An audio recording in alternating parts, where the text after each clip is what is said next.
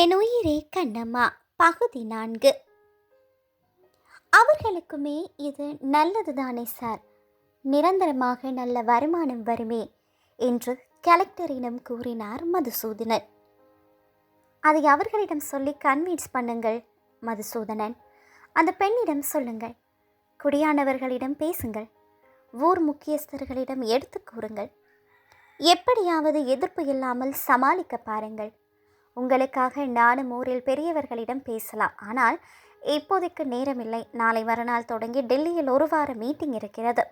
அதற்கு தேவையானவற்றை கூட நான் இன்னமும் தயார் பண்ணி முடிக்கவில்லை என்று இழுத்தார் கலெக்டர். குறிப்பு அறிந்து எழுந்தான் மதுசூதனன். நோ, நான் அதற்காக சொல்லவில்லை மதுசூதனன். உட்காருங்கள், உங்களோடு பேச நேரமில்லை என்றால் நீங்கள் டெலிஃபோனில் கேட்டபோதே வரவேண்டாம் என்றிருப்பேனே. உங்களிடம் ஒன்று சொல்ல வேண்டும் என்பதற்காக வர சொன்னேன். பாருங்கள் மிஸ்டர் மது, எப்போது எதிர்ப்பு என்று ஒன்று தோன்றிவிட்டதோ பிறகு அது வலுப்பெறாமல் பார்த்து கொள்ள வேண்டியது முக்கியம். இது நாளைந்து பேராக சிறிய அளவில் இருக்கும் போதே சரிகட்டி கொண்டு போய்விட பாருங்கள். போராட்டம் அது எது என்று தொடங்கினார்களானால் கண்ட அரசியல் கட்சிக்காரர்களும் உள்ளே நுழைந்து ஒன்றையும் உருப்பட விடாமல் நாரடித்து விடுவார்கள். அப்புறம் உங்களுக்கு நரை விழுகிற காலத்தில் கூட உங்கள் மேல் நடக்க தொடங்குவது சாத்தியமாகாது. பொதுவாக சாட்சிக்காரர்களை சமாளித்து கொண்டே போவதை விட சண்டைக்காரனை நேரில் பார்ப்பது நல்லது என்று எழுந்தார் மாவட்ட தலைவர். பெஸ்ட் ஆஃப் லக் என்று கைகுலுக்கி அனுப்பி வைத்தார் மதுசூதனனை. மதுசூதனனுக்கும் ஓரிரு சமயம் அதே எண்ணம் தோன்றியதுண்டு. ஆனால் தானாக சென்றால் அவர் மேலும் விரைத்து கொள்ளக்கூடாது என்றுதான் தயங்கினான். பணம் மிக அதிகமாக கேட்பாளோ என்றும் நினைத்தான். ஆனால் இனியும் தயக்கம் காட்டுவது தவறு என்ற முடிவுக்கு வந்தான். அதே எண்ணத்தில்தான் ஒரு நாள் அவள் சைக்கிளில் முன்னே செல்ல கண்டு அழைத்தபடி ஜீப்பை ஓரமாக நிறுத்தினான். ஆனால் அவளோ அவனை கொஞ்சமும் லட்சியம் செய்யாமல் பெடலை வேகமாக மிதித்து விரைந்து சென்று விட்டாள். முகத்தில் அரைந்தார் போல இருந்தது மதுசூதனனுக்கு. ஜீப்பில் வேகமாக சென்று இடித்தால், லேசாக இடித்தால் கூட இவள் என்ன ஆவாள்? என்னவோ அவனுக்கும் தான் மனம் வர மறுத்தது. மாறாக விரைப்பாக நிமிர்ந்து அமர்ந்தபடியே அவன் வேகமாக சென்ற விதத்தை ரசிக்கவே அவனுக்கு தோன்றியது. ஒருவேளை நல்ல பாம்பு போல அழகோ? இவ்வளவு அழகாக இருந்து கொண்டு இவளுக்கு இந்த கெட்ட புத்தி ஏன்? இந்த தொழிற்சாலையினால் எத்தனை பேருக்கு நிரந்தரமாய் நல்ல வருமானம் கிடைக்கும்? இதை தடுப்பதில் இவளுக்கு என்ன லாபம்? அல்லது லாபத்துக்காகத்தானா என்று யோசித்தான் மதுசூதனன். தன் வழக்கப்படி எதிராளியை பற்றி விவரங்களை சேகரிக்க தொடங்கினான் அவன்.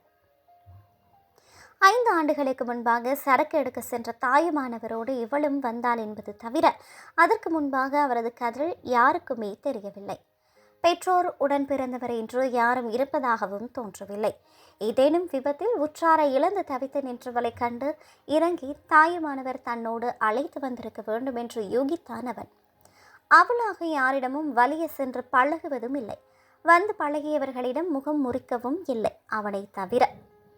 முதியவரிடம் பணிவாக இருந்தால், பிள்ளைகளிடம் பரிவு காட்டினாள். உடனொத்த பெண்களோடு தோழமை பூண்டாள். ஒரு இளம் பெண்ணிடம் காணப்படக்கூடிய எனும் மற்றவர்களால் போதப்படுத்தப்படுகிற ஒரு தவறை அவள் செய்யவே இல்லை. கண்ணில் விளக்கண்ணை விட்டு தேடியவர்கள் கூட அவளிடம் அந்த குற்றம் சுமத்த முடியவில்லை. இளவயது ஆண்களை அவள் நிமிர்ந்து பார்ப்பது கூட இல்லை. ஒருவேளை அதனால்தான் தன்னோடும் பேசாமல் போனாலோ என்று ஒரு கணம் அற்ப திருப்திப்பட்டுவிட்டு பிறகு அப்படி இல்லை என்று ஒதுக்கினான் மதுசூதனன். யாராவது ஆண்கள் வம்புக்கு நெருங்கினால் அடித்து விடுவாள் என்று கூட ஒரு கதை இருந்தது. யாருடனும் அவள் பிரியால் நட்பு கொள்ளவும் இல்லை, யாரையும் அவள் விரோதித்து கொள்ளவும் இல்லை, அதிலும் அவனை தவிர. தாயுமானவரது கடையின் அருகிலேயே 2 அறைகள் கொண்ட வாடகை வீடு அவளுடையது. கடை 8 மணி வரை இருந்தாலும் இவளது கணக்கு வழக்கு பொறுப்பு 4 மணிக்கு முடிந்துவிடும். அங்கிருந்து நேரே கிளம்பி தாயுமானவர் பராமரித்து வரும் 4-5 அனாதை பிள்ளைகளுக்கும் சற்று நேரம் உதவி விட்டு திரும்புகிறவள் அதன் பின் தன் அறைக்குள் முடங்கி விடுவாள். உல்லாசமாய் ஒரு சினிமா, ஆறுதலாய் ஒரு கோவில் என்று எதுவும் கிடையாது. வந்த புதிதில் அவ்வப்போது வெளியூர் சென்று வந்தாலும் கிட்டத்தட்ட 4 ஆண்டுகளாக அதுவும் இல்லை.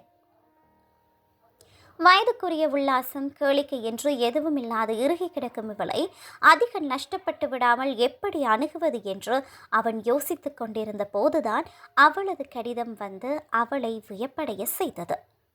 பணம் கேட்க சரியான நேரம் வந்துவிட்டது என்ற எண்ணம் போலும் என்று எண்ணினான் மதுசூதனன்.